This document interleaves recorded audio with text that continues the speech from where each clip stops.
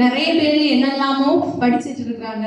அதாவது நம்ம வந்து ஆவியானவருடைய உதவினால வந்து நம்ம வந்து தேவனை பற்றி படித்து கொண்டு இருக்கின்றோம். அதாவது சில பேர் எப்படின்னா அவர் வந்து இனி அடுத்தத தேவன் வந்து ரொம்ப ஸ்ட்ரிக்டான ஒரு மாதிரி அடுத்ததவர் என்ன வைரஸ் தர போறாரோ என்ன ப்ராப்ளமா தர போறாரோன்னு சொல்லிட்டு அவரை ஒரு டிஸ்டன்ஸ்ல வச்சு படிச்சுட்டு இருக்காங்க.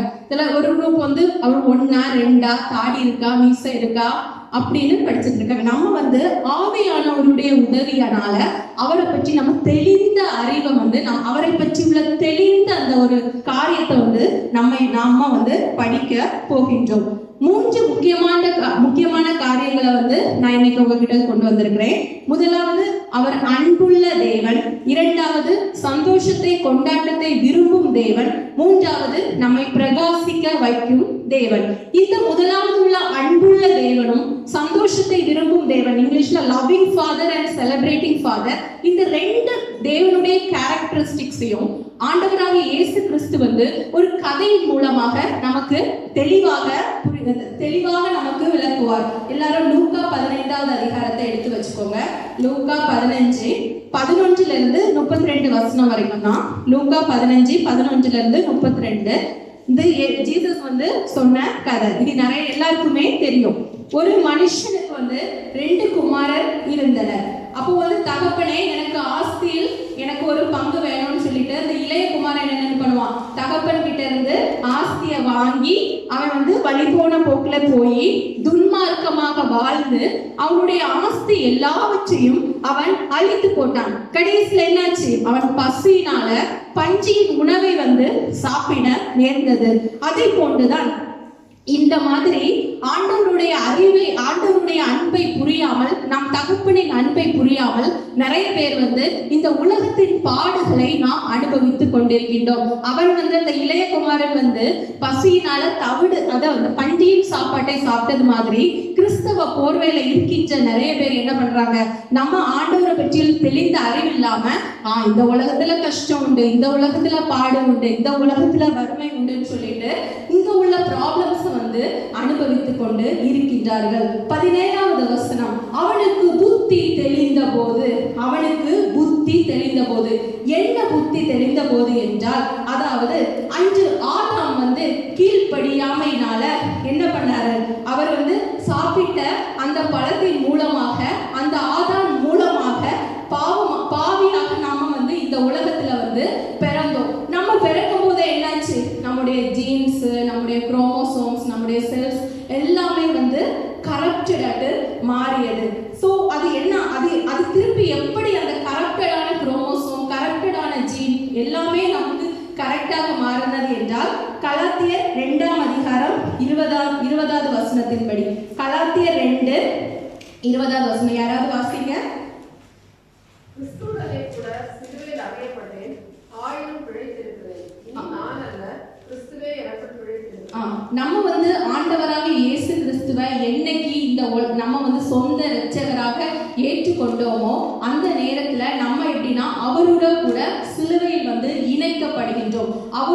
அவருடன் கூட சிலுவையிலே நாம் அறையப்படுகின்றோம். அந்த சிலுவை மரணத்தை நம்ம ஒவ்வொரு பேரும் நம்ம வாழ்க்கையில அதை அப்படியே ருசித்து பார்க்கும் போது, அந்த ரட்சிப்பின் சந்தோஷத்தை அனுபவிக்கும் போது என்ன ஆகுதுன்னா, நம்ம ஆதாம் மூலமாக நமக்குள்ள கரப்டடான அந்த ஜீன்ஸ், அந்த செல்ஸ், அந்த குரோமோசோம்ஸ் எல்லாமே என்னதாவது புதிதாயின.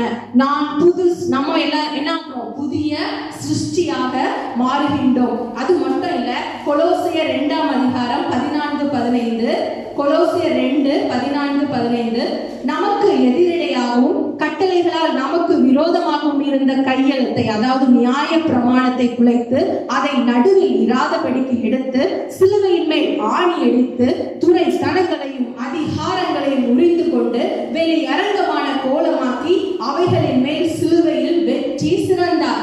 எல்லாவற்றையும் அவர் வந்து சிலுவையில் வெற்றி சிறந்ததை போல நாமும் அவருடனே கூட அந்த ரட்சிப்பை நாம் அனுபவிக்கும் போது நாமும் அதே போலதான் இந்த துரைத்தனங்கள், அதிகாரம், நியாயப்பிரமாணம் எல்லாவற்றிலும் இருந்து நாம் இயேசுவுடன் கூட நாம் என்ன செய்தோம், வெற்றி சிறந்தோம். ஆமென், ஆமென். எல்லாரும் ரியாக்ஷன் பார்த்தா யாருக்குமே புரியாதது போல இருக்கு. ஆமென். நம்ம எல்லாரும் என்ன பண்ணோம்? ஆண்டவராக இயேசு கிறிஸ்துவை அக்செப்ட் பண்ணும்போது, அதாவது அவரை நம்முடைய வாழ்க்கையில சொந்த இரட்சகராக அனுபவிக்கும் போது அவருடன் கூட சிலுவையிலே அறையப்பட்டோம், அவருடனே கூட சிலுவையில் இணைக்கப்பட்டோம். அப்படி நாம் இணைக்கப்படும் போது ஆதாம் மூலமாக நம்முடைய உடம்பில், அதாவது நம்முடைய வாழ்க்கையில் எல்லா ஜீன்ஸ், நம்முடைய குரோமோசோம்ஸ் கரப்டட் ஆனது எல்லாமே இல்லது புதியதாயின. நாம் புதிய சிருஷ்டியாக மாறுகின்றோம். நாம் சிலுவையிலே வெற்றி சிறக்கின்றோம். அந்த புத்தி தெரிந்த போது, இப்பொழுது லூக்கா அந்த அதிகாரத்துல 17வது வசனத்தை படிங்க. இளைய குமாரன் புத்தி தெளிந்த போது, இப்படி ஒரு புத்தி நமக்கு தெளிந்த போது, சிலுவையிலே நாம் வெற்றி சிறந்து விட்டோம் என்கிற புத்தி நம்முடைய வாழ்க்கையில் தெளியும் போது என்ன ஆகும்னா, அந்த பையன் என்ன சொல்றான்? என் தகப்பன் வீட்டில் வேலைக்காரனுக்கு கூட பூர்த்தியாக சாப்பாடு இருக்கின்றது, நான் எதற்கு கஷ்டப்பட வேண்டும்? அதாவது தகப்பன் வீட்டில் வேலைக்காரனுக்கு கூட. இதை நம்ம எப்படி பண்ணோம்? இந்த உலகத்தில் இருக்கிற, அதாவது கிறிஸ்தவம் இல்லாத ஒரு அரசியல்வாதிகளை எடுத்துக்கலாம், சினிமாக்காரங்களை எடுத்துக்கலாம், எல்லாருமே இப்படி நல்லா இருக்கிறாங்க. அப்போ எப்படி நம்ம யோசிக்கணும்னா, தகப்பன், அதாவது வேலைக்காரர்கள் கூட நன்றாக இருக்கின்றார்கள், நான் எதுக்கு இந்த உலகத்துல நான் கஷ்டப்பட வேண்டும் என்கிற ஒரு அந்த புத்தி தெளியும் போது என்ன ஆகுதுன்னா, அடுத்தது 21வது வசனத்துல பாவ அறிக்கை. அந்த பையன் தகப்பன் கிட்ட நான் பாவம் பண்ணிட்டேன் அப்படின்னு சொல்லுவான். உடனே என்ன பண்ணணும்? தகப்பன் குமாரனை நோக்கி தான் கூப்பிடணும். ஆனா என்ன பண்ணுவாரு தகப்பன்? 22வது வசனத்தை வாசிங்க. தகப்பன் ஊழியக்காரரை நோக்கி அவனுக்கு உயர்ந்த வஸ்திரம், அவருக்கு அந்த பையன் அது கூட அவர் பெரிய, அதாவது திரளான அன்பு பாவத்தை மூடி போட்டது.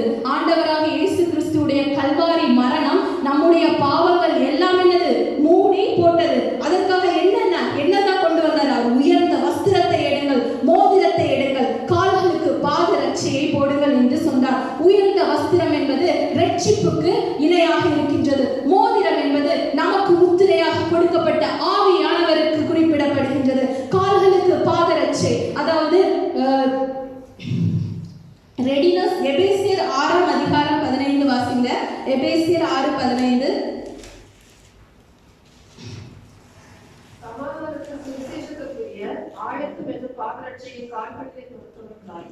நமக்கு என்ன ரெடினஸ்? இங்கிலீஷ்ல நல்லா readiness to announce the goodness of peace. எப்போ நம்ம கிட்ட கேட்டாலே நம்ம we should ready to say the goodness of God. நம்ம எப்பவுமே சுவிசேஷத்தை சொல்கிறவர்களுக்கு ரெடினஸ். இந்த 3 காரியங்களும் நமக்கு தெரிகின்றது. முக்கியமான ஒரு காரியம் நமக்கு சிலுவை மரணத்தினால் நடந்தது. என்னது? அதாவது தேவனுக்கும் நமக்கும் அந்த ஆதாம் மூலமாக பிரிக்கப்பட்ட உறவு திருப்பி நமக்கு கிடைத்தது. அந்த உறவு நமக்கு திருப்பி வந்தது. தகப்பன் என்கிற அந்த உறவு வந்தது. அடுத்தது 2வது அவர் சந்தோஷத்தை, அவர் கொண்டாட்டத்தை விரும்பும் தேவன். உடனடியாக அந்த தகப்பன் என்ன பண்ணுவார்? 23வது வசனத்தை எடுத்து படிங்க. லூக்கா 15:23.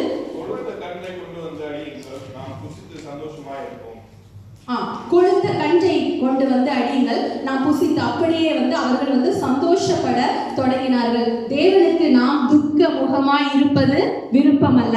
அவர் எப்பொழுதும் சந்தோஷமாயிருங்கள் என்று வேதம் எப்பொழுதும் நமக்கு கூறுகின்றது. உண்மையான சந்தோஷம் என்பது எதில் இருக்கின்றது? அவருடைய பிரசனத்தில், அவருடைய வார்த்தையில் தான் இருக்கிறது. நம்முடைய தேவன் நாம் எப்பொழுதும் சந்தோஷமாக, நம்ம எப்பவும் கொண்டாட்டமாக இருக்க வேண்டும் என்றுதான் விரும்புகின்றார். ஓகே, இன்னைக்கு நான் உங்ககிட்ட கொண்டு வந்த காரியம் 3வது அவருடைய முக்கியமான கேரக்டரிஸ்டிக்ஸ் அவர் நம்மை பிரகாசிக்க வைக்கும் தேவன். ஆமென். அதாவது அவரை பற்றி, அதாவது அவர் எப்படிப்பட்ட பிரகாசம் உள்ளவர் என்பதை நாம் தெரிந்து கொள்ள வேண்டும் என்றால் ஆபகுக் 3ஆம் அதிகாரம் 4வது வசனத்தை வாசிங்க. ஆபகுக் 3:4. அவருடைய பிரகாசம் எப்படி இருந்ததா? சூரியனை போல இருந்தது. சூரியனை போல பிரகாசம் நம்முடைய தேவனுக்கு இருந்தது. சங்கீதம் 34:5 இவ்வாறு கூறுகின்றது, அவர்கள் அவரை நோக்கி பார்த்து பிரகாசம் அடைந்தார்கள். சோ நம்ம தேவனை பார்க்க நம்ம பிரகாசிச்சு கொண்டே இருப்போம். சோ எதை அவர் பார்க்க வேண்டும்? ஆண்டவரா தேவன் நாம் எதை பார்க்க வேண்டும் என்று அவரை பார்க்கணும்னு சொல்லிட்டீங்க. எதை பார்க்கணும்னு விரும்புகிறார் என்றால், அதாவது எண்ணாகமம் 21ஆம் அதிகாரத்துல கிளியரா இருக்கு. 9 5வது வசனத்துல எண்ணாகமம் 21 ஒரு சின்ன இது போல இருக்கு. அதாவது மோசே வந்து அந்த ஒரு சர்ப்பம் வந்து கடித்த போது என்ன பண்ணார்னா ஒரு வெண்கல சர்ப்பத்தை வந்து அவர் வந்து என்னது கம்பத்தின் மேல் தூக்கி வைத்தார். அப்பொழுது அந்த வெண்கல சர்ப்பத்தை பார்த்து கொண்டு எல்லாரும் பிழைத்து கொண்டார்கள். சோ நம்ம எதை பார்க்கணும்னா நமக்காக கபால ஸ்தலத்தில் கொல்கத்தா மலையில் தூக்கப்பட்ட இயேசு கிறிஸ்துவின் சிலுவையை நாம் எப்பொழுதும் பார்த்து கொண்டே இருக்க வேண்டும். அவருடைய சிலுவையை நீங்க பார்க்கும்போது உங்களுடைய வாழ்க்கை பிரகாசித்துக் கொண்டே இருக்கும். நீங்க என்ன மகிமை மேல் மகிமை அடைந்து கொண்டே இருப்பீர்கள். அதாவது ஆபகுக் 3ஆம் அதிகாரம் 5வது வசனத்தை யாராவது வாசிங்க. ஆபகுக் 3:5. அவருக்கு முன்பாக கொள்ளை நோய் சென்றது, அவர் அடிகளிலிருந்து எரிபந்தமான காய்ச்சல் புறப்பட்டது. இந்த வசனத்தை சின்ன வயசுல எனக்கு எப்படி சொல்லி தந்தாங்கன்னா, அதாவது கொள்ளை நோய் வந்து அவர்கிட்ட தான் வருது தேவனுக்கு, ஏன்னா அவருக்கு முன்பாக அது போகும், அவருக்கு கால்நீல இருந்து காய்ச்சல் வந்து புறப்பட்டு சென்றது. அப்போ நம்மளும் அதை நம்பிட்டே இருந்தோம். ஆனா ஆவியானவர் எனக்கு தெளிவாக இது பண்ணாரு. செஞ்சது புறப்பட்டது என்றால் மீனிங் என்ன? செஞ்சது புறப்பட்டிருந்தா வெண்ட், அதோட மீனிங் என்னது? வெண்ட். அதாவது அவர்கிட்ட இருந்து என்னது, அவர்கிட்ட அது நிக்க முடியாம போயிருது. ஓகே, அவருக்கு முன்பாக கொள்ளை நோயா செஞ்சது, அவர் அடிகளிலிருந்து எரிபந்தமான காய்ச்சல் எல்லாம் என்னது புறப்பட்டது. சோ அவரை பார்க்கும்போது, அவருடைய சிலுவை மரணத்தை பார்க்கும்போது, அந்த பிரகாசம் நம்மேல் பிரகாசிக்கும் போது, அந்த வெளிச்சம் நம்மிடத்தில் வரும்போது நமக்கு முன்பாகவும் ஏதாவது காய்ச்சல் வருமா? நோ, புறப்பட்டது. ஓகே, அது புறப்பட்டது. அது வந்து என்னது? அது செஞ்சது. அப்போ நமக்கு முன்பாகவும் அது ஒன்றுமே நமக்கும் வர முடியாது. எந்த நெகட்டிவ் சிச்சுவேஷன்ஸும் அவருடைய சிலுவை மரணத்தை நீங்க பார்த்துக்கிட்டு, அதாவது சிலுவையில முடித்த காரியங்களை, அவர் சிலுவையில் என்னுடைய வியாதி எல்லாவற்றையும் சுமந்து தீர்த்தாருன்னு அவருடைய சிலுவையை நீங்க பார்க்க எந்த நம்முடைய வாழ்க்கை வந்து பிரகாசித்து கொண்டே இருக்கும். நம்ம பிரகாசிக்க ஒரு நெகட்டிவ் சிச்சுவேஷன், எந்த ஒரு வாதை எதுவுமே நம்ம கிட்ட வந்து அது அணுகவே செய்யாது. நீங்க கொரோனா வார்டுல போய் பேஷண்ட்டை தொட்டா கூட அந்த கொரோனா என்னது உங்ககிட்ட வந்து அது புறப்படுது, செஞ்சது புறப்பட்டது, அது வந்து உங்களை அணுகவே அதுகாது. ஸோ எப்படி வந்து நம்ம கூட ஆண்டவர் இருக்கிறாருங்கிறத மற்றவங்க புரிந்து கொள்ள முடியும்? அவருடைய பிரசனம், அவருடைய பிரசனம் வந்து எப்பவுமே, அதாவது அவரை பார்க்கும்போது, அவருடைய சிலுவை மரணத்தை பார்த்து நம்ம என்னது அவரை போலவே நாம் மாறுகின்றோம். அவருடைய மகிமை நம்மேல் காணப்படுகின்றது. அவருடைய பிரசனம் எப்பொழுதும் நமக்குள்ளே இருக்கின்றது. அவருடைய பிரசனம் வந்து நமக்கு ஒரு அட்ரஸ் மாதிரி. நம்மளை பார்க்கும் போதே இவங்க கிட்ட ஆண்டவர் இருக்கிறாருன்னு சொல்லும் போது அவருடைய பிரசனம் வந்து கண்டிப்பாக அது ஒரு அட்ரஸாக அமையும். ஸோ நம்ம எல்லாரும் கொஞ்ச நேரம் எந்திரிச்சிட்டு அவருடைய பிரசனத்தை உணர்ந்தவர்களாக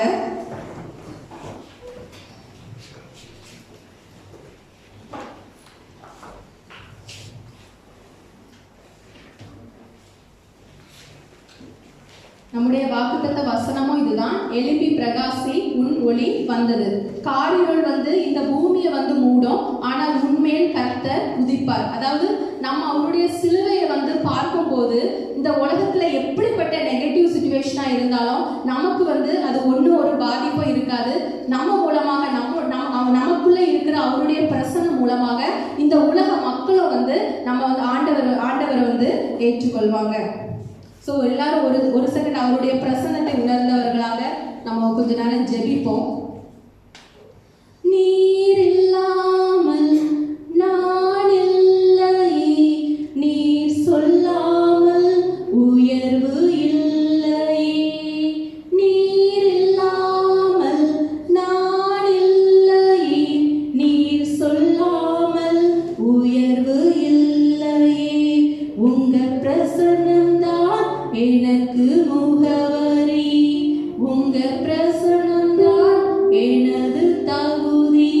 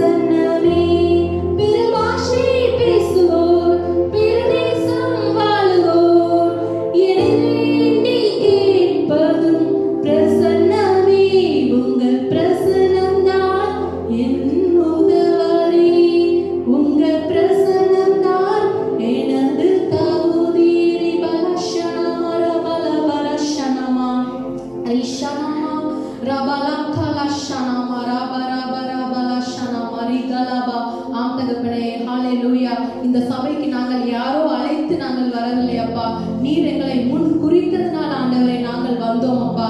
நாங்கள் அழைக்கப்பட்டோம் ஆண்டவரே. ஏசப்பா, இந்த உலகத்தில் பிறப்பதற்கு முன்பாகவே ஆண்டவரே நீர் எங்களை முன் குறித்தீர் ஆண்டவரே. எவர்களை முன் குறித்தீரோ நீர் அவர்களை அழைத்தும் இருக்கிறீரப்பா. எங்களை அழைத்து ஆண்டவரே உடைய சிலுவையை பார்க்க வைத்து நீர் எங்களை நீதிமான்கள் ஆக்கியிருக்கிறப்பா. நீதிமான்கள் ஆன எங்களை ஆண்டவரே மகிமையின் மேல் மகிமை அடைய செய்கிறீரே ஆண்டவரே. உமக்கு கோடான கோடி நன்றி அப்பா. ஆண்டவரே, இந்த நேரத்தில் அப்பா இங்கே வந்து ஒருக்கின்ற ஒவ்வொரு பிள்ளைகளையும் ஆண்டவராக இயேசு கிறிஸ்துவின் நாமத்தினால் ஆசீர்வதிக்கிறோம் தகப்பனே. ஹalleluya. ரிபா லாஷா நாமா ரிக்கா நாமா. ஆண்டவரே இயேசுப்பா, ஆண்டவரே இயேசுப்பா, மனிதன் முகத்தை பார்ப்பார் தகப்பனே. நீரோ ஆண்டவரே இருதயத்தை பார்க்கின்ற தேவன் அப்பா.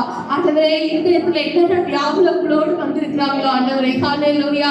ஆண்டவரே இயேசுப்பா, என்னென்ன சிச்சுவேஷன்ஸ்ல வந்திருக்கிறாங்களோ அப்பா தெரியாது ஆண்டவரே இயேசுப்பா. மனுஷங்களுக்கு முன்பாக ஆண்டவரே எல்லாரும் நாங்க நல்லா இருக்கிறது போல ஆண்டவரை காமிப்பாங்க. ஆனா அவங்க இருதயத்தினுடைய வியாகுலங்களை ஆண்டவரை நீர் அறிந்திருக்கிறீரப்பா. அப்போ ஒவ்வொரு பிள்ளைகளுக்கும் ஆண்டவரை இந்த வியாகுலம் இந்த உலகத்தில் நான் இனி அனுபவிக்க வேண்டிய தேவையில்லை.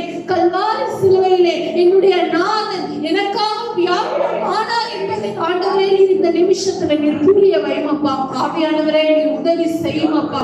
ஆண்டவரே இருதயத்தில் உள்ள எல்லா வியாகுலங்களையும் ஆண்டவரை நீர் மறைத்து ஆண்டவரே நீர் எங்களுக்கு சிலுவையிலே சம்பாதித்து தந்த அந்த சமாதானம் ஆண்டவரே அப்பா, அந்த சமாதானம் இந்த பிள்ளைகளுடைய வாழ்க்கையிலே நிரப்பி வழியட்டும் இயேசுவின் நாமத்தினாலே. ஹalleluya.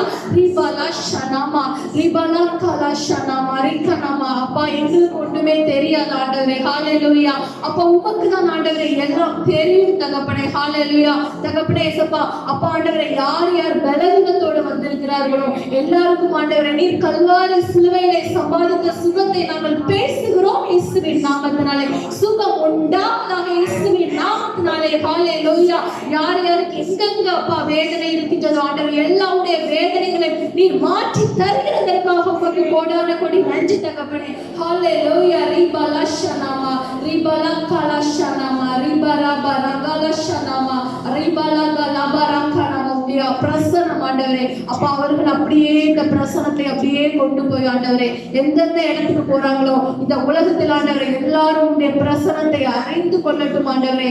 இவரை பார்க்கிறவர்கள் இவர்கள் கர்த்தரால் ஆசீர்வதிக்கப்பட்ட சன்னதி என்று அறிந்து கொள்ளட்டும் ஆண்டவரே. We are the showpieces of you Jesus Christ. ஹalleluya. எங்களை பார்க்கிறவர்கள் ஆண்டவரே உம்மை அறிந்து கொள்ளட்டும் ஆண்டவரே. உம்மை அப்ப நாங்கள் அப்ப பிரதிபலித்து இந்த உலகத்தில் வாழ ஆண்டவரே நீர் செய்கின்ற கிருபைக்காக உமக்கு கோடான கூடி நன்றி அப்பா. எங்களை மகிமையின் மேல் மகிமையிலே கொண்டு போகின்றதற்காக உமக்கு கோடான கூடிய நன்றி அப்பா. துதிகன மகிமை எல்லாம் உமக்கு ஒருவருக்கே செலுத்துகிறோம். மீட்பர் இயேசு கிறிஸ்து மூலம் ஜெபிக்கிறோம் நல்ல பிதாவே, ஆமென்.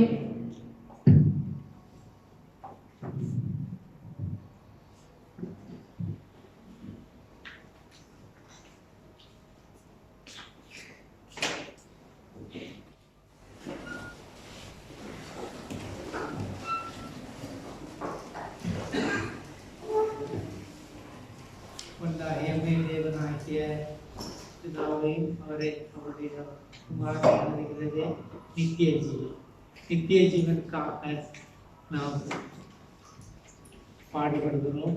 நித்திய ஜீவனை அடைவது அவரை அதிக அறிவில் இருக்கிறது. அவர் அன்பு மிகுந்தவர், அவர் கிருபை மிகுந்தவர், அவர் எல்லாரும் சந்தோஷமாக இருக்க வேண்டும் என்பதற்கு கூறுகிறவர். அவர் அவர் எல்லாருடைய முகம் பிரகாசிக்க வேண்டும் என்று விரும்புகிறார். அவ்விதமாக நல்ல செய்தியை கேட்டோம். இந்த செய்தி உங்களுடைய வாழ்க்கையில் பிரயோஜனமாக இருப்பதாக கர்த்தாவே ஸ்தோத்திரம். நாம் ஞாபகம் செய்வோம். அன்பின் பரலோக தகப்பனே, கர்த்தாவே நீர் உலகத்தோடு தூக்கத்தின் முன்னாலே எங்கள் ஒவ்வொரு பேரையும் பேர் குறித்து முன்னறிவித்ததுக்காக ஸ்தோத்திரம் சுவாமி. உமது கிருபையிலே நாங்கள் வாழ்ந்து கொண்டிருக்கிறோம் சுவாமி. கர்த்தாவே சுவாமி, இந்த இக்கட்டான காலகட்டத்திலே கொள்ளை நோயோ எந்த காரியங்கள் எங்களுக்கு நேரிட்டாலும் நீர் எங்களுக்கு சகாயராக ரட்சகராக இருக்கிறதுக்காக ஸ்தோத்திரம் சுவாமி. நீர் எங்களை நீரின் பாதைகளை சமாதானத்தின் பாதையிலே வெளிச்சத்தின் பாதையிலே வழிநடத்துவதற்காக கர்த்தாவே இந்த கூட்டத்தின் துவக்கம் முதல் முடிவுரையாக உங்களுக்கு பிரசன்னங்களோடு இருந்தது. எங்களுடைய ஆராதனை நீர் ஆசிரியருக்கு கர்த்தாவே ஒவ்வொரு பேரையும் நீர் ஆசிரியர் உமது கிருபையிலே காத்துக்கொண்டீர் சுவாமி. நாங்கள் வரப்போற நாட்களிலும் உமக்கு உகந்த சாட்சிகளாக கர்த்தாவே நாங்கள் வெளிச்சமாக உப்பாக உலகத்துக்கு இருக்க முடியாத யாவே எங்கள் அருமையாளர் இயேசு கிறிஸ்து மூலம் ஆமென்.